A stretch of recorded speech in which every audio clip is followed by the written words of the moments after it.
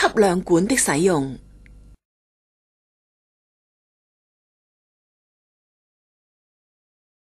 用溶液沖洗吸管。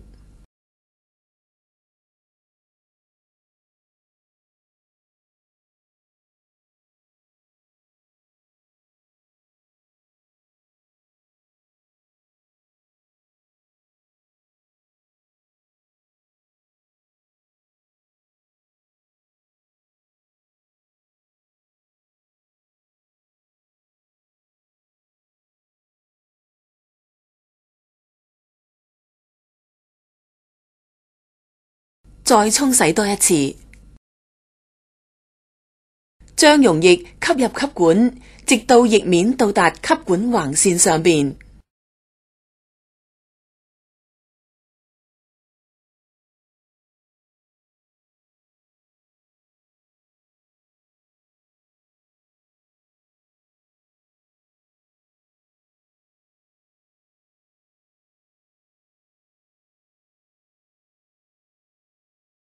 用食指按住吸管頂部，防止溶液從吸管下邊流出。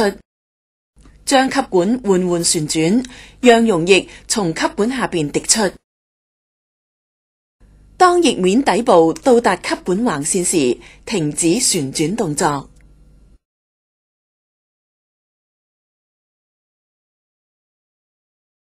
將溶液轉移到三角燒瓶。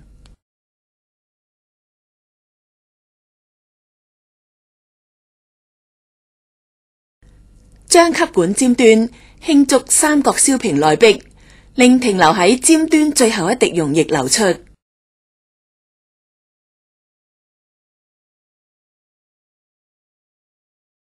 用蒸餾水沖洗三角燒瓶內壁。